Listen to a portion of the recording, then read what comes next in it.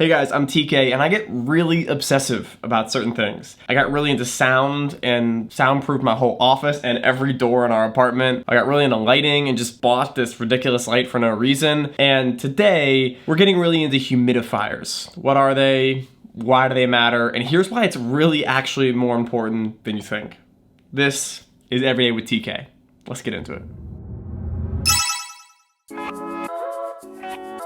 Over the past 2 weeks, I've been having really dry skin and I have not figured out why. And it's taken me a while to figure out what it is, but this morning I did some research. I was at the ENT doctor, which is ear, nose, throat, and he was telling me for snoring, I should use a humidifier and it actually might help my allergies. And I was like, okay, humidifier. I'm Googling like humidifier things. I found the search at, what time is this? I can't tell what time it is. This morning, it says, horribly misspelled, does lack of humidity cause dry skin? Your first question probably is, okay, TK, I don't know whether my apartment is humid or not humid enough. First step is if you have plants and they're wilting, that can be an easy cause. But second step, I've got a little sort of scientific procedure for you. This is how to determine, is your apartment humid or not humid enough? I found it off the internet, you can Google it too. Let's go.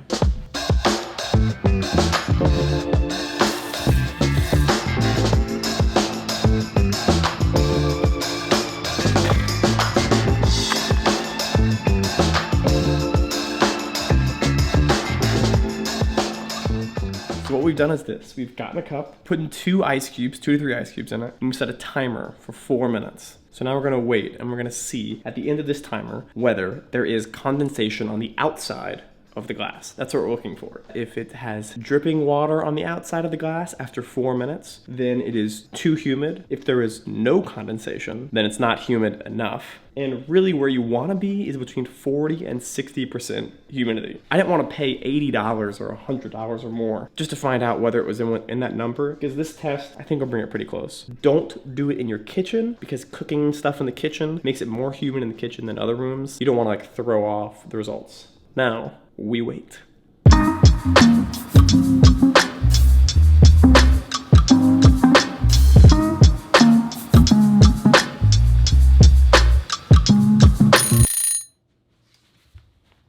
Let's take a look. All right, so we're taking a look here. Not a bit of condensation, which is to be expected because I know our apartment is way too dry right now. That's why I'm having such dry skin, dry lips, all that kind of stuff. Here's the thing though. Earlier today, I boiled a pot of water and let that steam rise up. That's one DIY humidifier option. And when I did that earlier, this actually had a little bit of condensation on it, which tells me that because of this door, cool air is seeping in and drying out the air, especially in this corner, which there's a lot of plants. We need to fix that. Now we have a small humidifier here, but it's really not enough to get good surface area in the house. If you see like water dripping all the way around the glass, you need a dehumidifier, especially if you're in a warm climate. There's some science to this though, and I'm about to explain why this is the way it is. All right, let's go back to the office.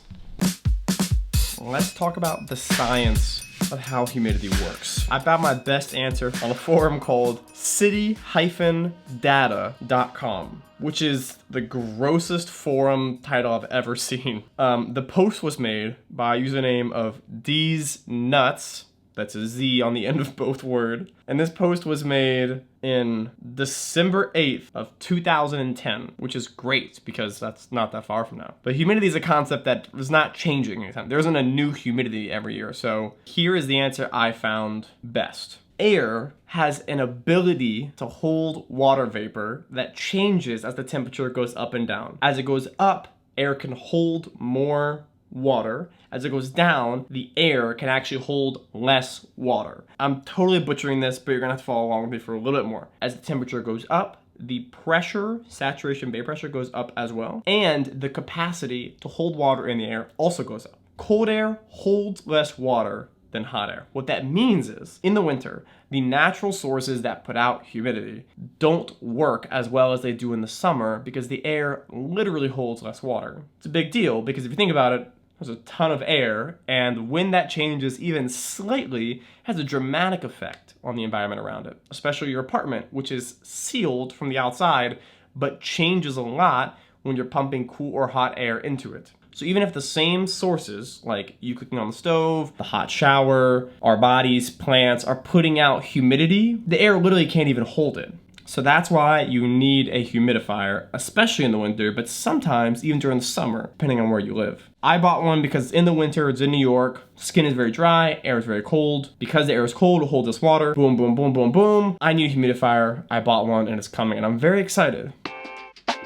First is there's two kinds of humidifiers. The first one is a vaporizer humidifier. These are all right and are much cheaper, but they come with one downside. There's been studies that if you use a vaporizer humidifier with certain types of tap water, it actually puts into the air. I'm gonna find those studies and link them below, but that's kind of terrifying. Now, so that's why they say to use distilled water. Now for us, we live on the 4th floor. It's expensive to be constantly getting distilled water if we're gonna be using it. I mean, it's not that expensive, but it's a pain. So we wanna use tap water.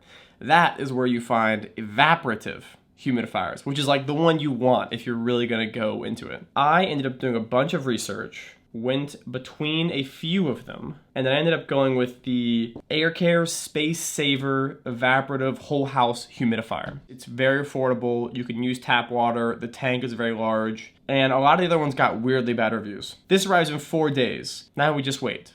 That being said, humidity is something I've never known about, and now was like fascinated by it this morning. This happened this morning. And I literally walked up to Kat, and I was like, hey Kat, did you know that literally hot air like holds more water and like cold air holds less water, and that's why humidity goes down in the winter? And she was like, I could care less. But this happens every week. So sometimes like multiple times a week. So thank you so much for watching. I appreciate you tuning in to my quick rant about something cool I figured out. This has been Everyday with TK. Thank you so much for watching, and I'll see you next time.